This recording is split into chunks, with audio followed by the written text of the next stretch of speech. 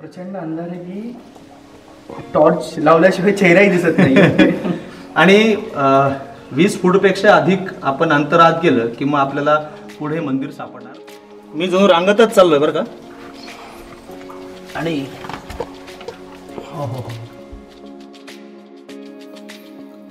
नमस्कार मित्रांनो, सचिन गाडेकर व्लॉग्समध्ये पुन्हा एकदा स्वागत.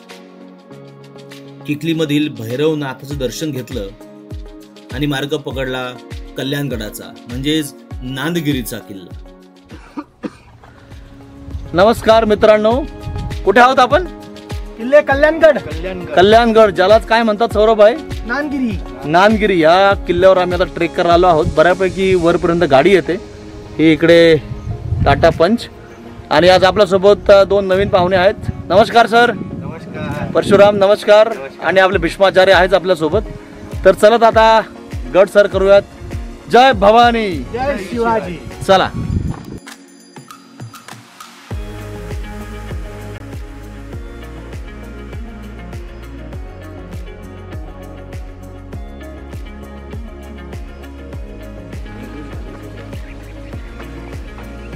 सौरभ भाई, काय कल्याणगडचे काय विशेष तुम्हाला माहिती आहे? जैनांचे जे 24 तीर्थंकर आहेत, हा, त्यांच्यापैकी पार्श्वनाथ जे आहेत, हो, त्या पार्श्वनाथांची मूर्ती आहे आतमध्ये. अच्छा, पाषाणची मूर्ती कधी? हो, पूर्ण. अच्छा, काळ्या पाषाणातली मूर्ती. ओके. आणि आतमध्ये गुहेत गेल्यानंतर हिंदू देवदेवता पण आहेत तिथे. अच्छा, गणपती आणि देवीची पण मूर्ती आहे. अच्छा अच्छा, ते प्रमुख आकर्षण या किल्ल्याचं. अच्छा, म्हणजे गड भ्रमंती केल्यानंतरच आपल्याला वर गेल्यानंतर आपल्याला लक्षात येईल की वरती एक विशेष गुहा आहे, बरोबर ना? येस. थोड्याच वेळात आपण ती गुहा ही डिस्कवर करणार आहोत, जरा पाहणार आहोत आणि एक वेगळा अनुभव घेण्याचा प्रयत्न करणार आहोत. वैभव सरांचा तसा हा आमच्यासोबतचा पहिला ट्रेक नाही का? नमस्कार. पहिला ट्रेक ॲक्च्युली. पहिला ट्रेक आहे. बरेच दिवस इच्छा आणि आज तो कंप्लीट झाली, सुरुवात झाली आहे. आणि ती जी एक गुहा आहे जिचा आत्ता सौरव सरने उल्लेख केला, ती अद्भुत असणार आहे. आतमध्ये पूर्णपणे अंधार आहे आणि आपल्याला बॅटरीचा सहारा घेऊन आज जायला लागेल. आणि आणि हो, आणि मग आज जाऊन आपल्याला दर्शन घ्यायचं. तर इथे या गडावर येणाऱ्यांसाठी एक खास आकर्षण आहे. ओके, तर जाऊया त्याला, नाही का? परशु, ॲडव्हेंचर मध्ये आलो आहोत म्हटल्यावर थोडं मार्ग बदलूनच जायला हवं. जरा आम्ही विचार करत आहोत. परशु, काही घरी सांगू नकोस. ज्याने आमचं येणं जाणं बंद होईल. हो, आमचं म्हणजे कळलं ना कुणाचं. हा, हे जे काय आहे, चला जबरदस्त.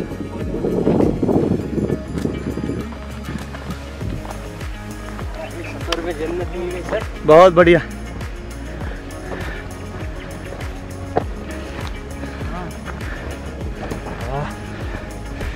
असा सगळा हा प्रवास सुरू आहे. ह्या इकडे या, इथे आपल्याला जायचं.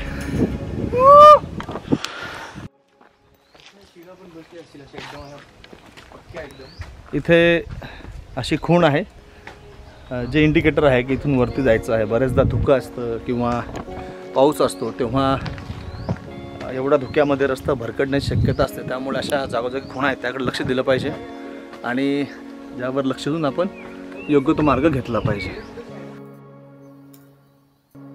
कल्याणगडाला जाण्यासाठी जर आपण पुण्याहून जात असाल तर पुणे बेंगलोर हायवेने शिरवळ, खंडाळा, भुईंज, नंतर आम्ही किकलीला थांबलो आणि नंतर धुमाळवाडीवरून कल्याणगडाकडे वळालो. अर्थात अर्धा तासाची चढाई आणि पूर्ण वेळ दिला तर वरती अर्धा पाऊण तास सगळा गड आपण पाहू शकतो.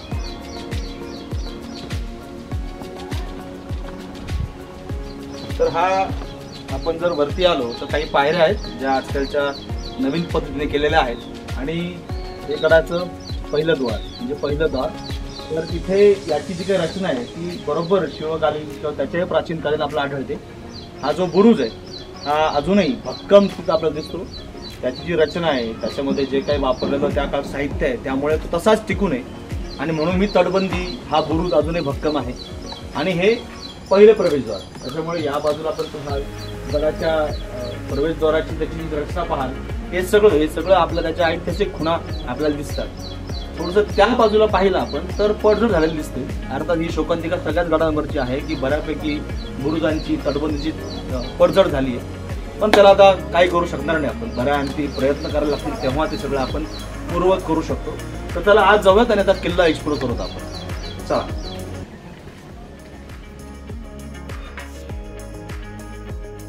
या किल्ल्याचा फारसा इतिहास उपलब्ध नसावा, पण माहितीनुसार राजा भोज दुसरा याने हा किल्ला बांधला आणि स्वराज्याच्या सेवेत हा किल्ला 1673 मध्ये दाखल झाला अशी काही माहिती आहे आणि नंतर हा स्वराज्य सेवेत होता. तर आता हा जो गड आहे या गडाचं विशेष आकर्षण म्हणजे ही गुहा. तर बाई काय या गुहेमध्ये खास? या गुहेमध्ये आता आपण साधारण तरी 15-1 फूट जाणार आहे आतमध्ये सरळ चालत. अच्छा. साधारण एवढं पाणी असेल आणि आतमध्ये गेल्यानंतर जैनांचे जे 24 तीर्थंकर आहेत त्या तीर्थंकरांपैकी एक तीर्थंकरांची आतमध्ये मूर्ती आहे. ते म्हणजे भगवान पार्श्वनाथ. अच्छा. त्या पार्श्वनाथांची मूर्ती आहे, त्याचं दर्शन करायला आपण आता आज जाणार आहे. या गुहेमध्ये 12 महिने पाणी असतं. 12 महिने पाणी. तर पर्यटक किंवा जे गडप्रेमी येतात त्यांना ही विनंती आहे की येताना जपून या. पाणी असतं आतमध्ये. सोबत आपला टॉर्च महत्वाचा आहे कारण आतमध्ये अंधार आहे. आपल्याला ती काळजी घ्यायची आहे आणि मग आज जाऊन आपल्याला एक्सप्लोर करायचं. चला तर आपण आज जाऊयात आणि एक्सप्लोर करायचं.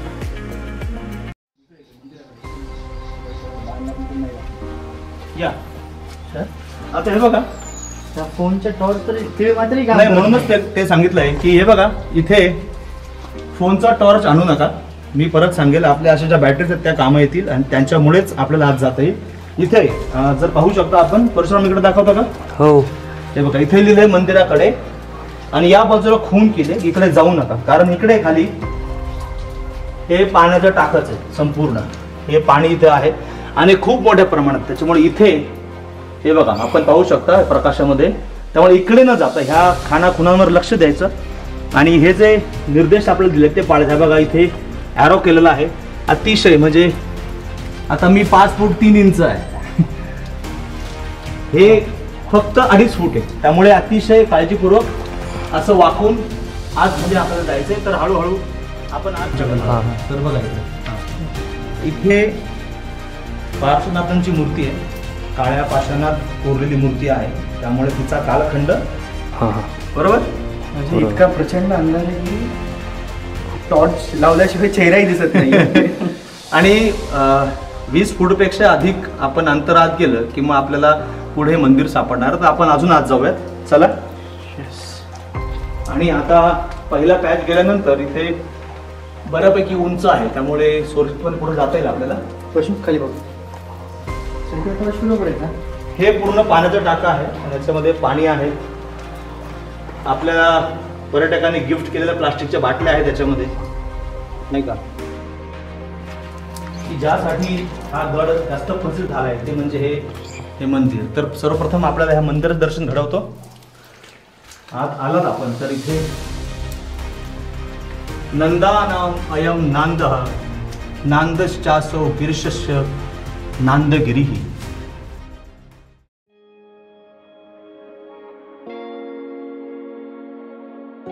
तर या पहिल्या प्रवेशद्वारात आत आल्यावर आपल्याला जर जुन्या खुणा ओळखायचं असेल तर हे समोरचं जे स्ट्रक्चर आहे दगडाचं आणि त्याच्या खाली एक मोठं छिद्र आहे आणि हे नक्की आपल्याला दाखवतं की लाकडाचे दरवाजे त्याची ती खूण असेल आणि हे जे आहेत मोठे लाकडाचे ओंडके घालून दरवाजाला सपोर्ट म्हणून ते आतून लावले जात असते.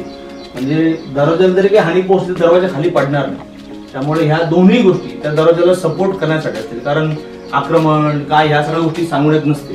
त्यामुळे ह्या रचना आपल्याला पाहायला मिळतात. आज आपण जेव्हा सपोर्टची भाषा करतो तर त्यासाठी ह्या गोष्टी नक्कीच त्या काळात बनवल्या असतील असं जाणवतं.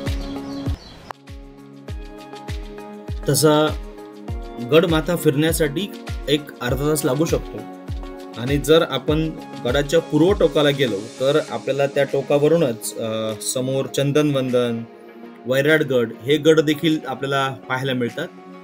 गडावर सुद्धा एक 8 ते 10 जणांची राहण्याची सोय होऊ शकते. हा गडाचा दुसरा दरवाजा, त्याचा हा बुरुज ते आपण पाहू शकता. आता काही इथे झाडी उगवली आहे बरोबर ना. पिंपळाच्या आहेत, हे आहेत, पशुपक्ष्यांची विष्ठा पडून ही झाडं उगवतात, पण ही न तोडल्यामुळे त्यांच्या मुळांमुळे हे इथे आता अगदी मोठ्या मोठ्या भेगा झाल्या आणि हे फार नुकसानदायी आहे अशा बुरुजांसाठी. इकडच्या बुरुजाला हे मोठं तोड दिसतं, तर हे संवर्धनामध्ये ह्या गोष्टी लक्षात ठेवायला लागतील, नाहीतर हे खराब होईल. आणि आमच्या मित्रांनी पण ज्याबद्दल व्यथा व्यक्त केली हे चांगलं आहे की गडावरती असे दरवाजे बनतात, पण ते लोखंडी काम होतं.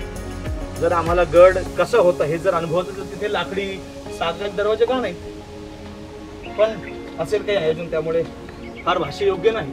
पण शक्य होतं की ते आपण एखादा, जसं मी लोहगडावर पाहिला, मल्हार गडावर पाहिला, तिथे सेम टू सेम लाकडी दरवाजा बनवला, जेणेकरून आपल्याला फील येते आपण त्या काळात कसे गड असतील किंवा दरवाजे कसे असतील. असो तर जाऊयात वरती. चला.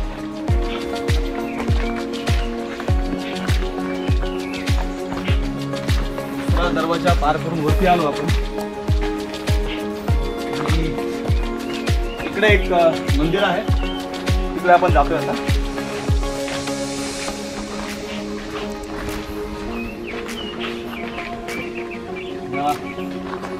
इकडनं या अशा पायऱ्या वरती घेऊन येतात आणि मंदिर आहे हनुमानाचं मंदिर, अर्थात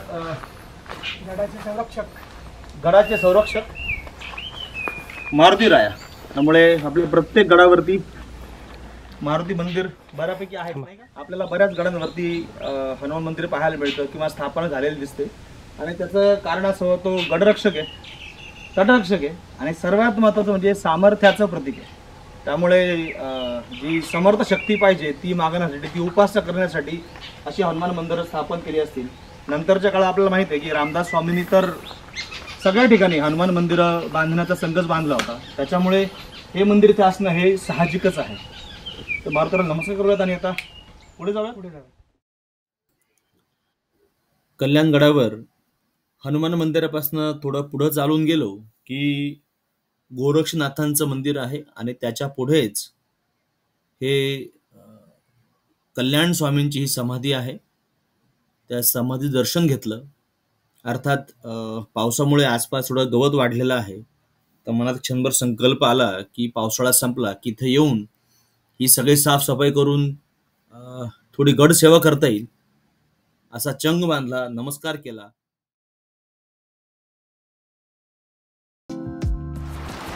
कल्याणगडावर अचानक वातावरण बदललं आणि हा मुसळधार पाऊस सुरू झालाय.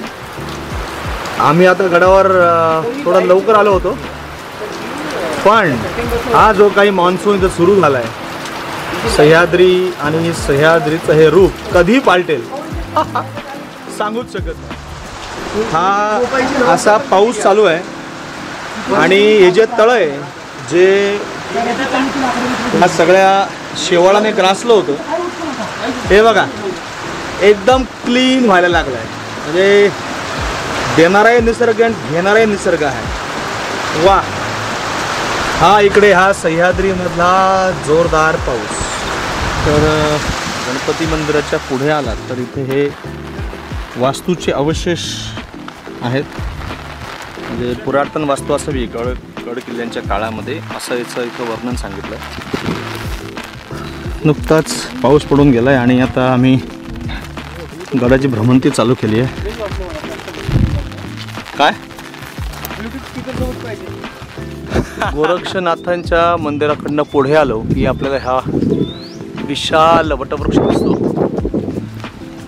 गडावर आल्यानंतर हा नक्की एक्सप्लोअर करा.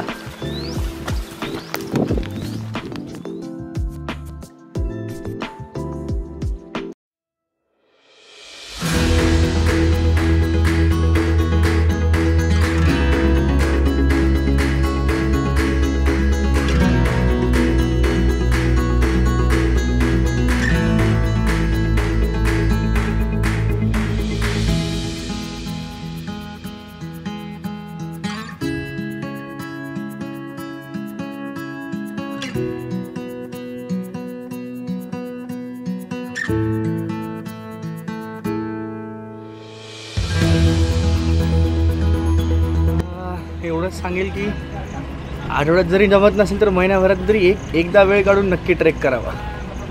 अच्छा अच्छा, क्या बात आहे. परशु? मुसळधार एकदम असा रम्य ठिकाण आहे आणि मस्त पाऊस होता. वेळ काढून नक्की येत जा. अच्छा, मस्त. क्या बात आहे, क्या बात आहे. सौरभजी? खरं ते चूल पेटवायचे परिश्रम जरा जास्तच झाले, पण फळ सांगा ना. फळाला लागले. हा. मॅगी आणि कॉफी एकदम कडाक. ह्या वातावरणामध्ये या सगळ्यांनी कष्ट केले. इथे गाडी लावली, ही जी गाडी आहे तिची डिक्की वर गेली, मग एक फ्लेक्स आणला, तो काढला, तो लावला, त्याच्या खाली इथे चूल पेटवली, दगडाची ओली लाकडं धुपवली, ती पेटवली आणि मॅगी खाल्ली. कॉफी कशी होती? एक नंबर. हा, मस्त. तसं तुम्हाला ब्लॉगमध्ये जे दिसतंय ते सगळे परिश्रम आहेत आणि त्यातनं जो आनंद मिळाला आहे तो आहे. नाहीतर हॉटेल्स आहेत आपल्या खाण्यासाठी, परंतु ट्रेक हा त्याशिवाय अपूर्ण आहे की you do something magical, charismatic and different. तर चला मंडळी, धन्यवाद मनापासून. हा ट्रेक खूप सुंदर झाला. लवकर भेटू पुढच्या ट्रेकमध्ये. थँक्यू.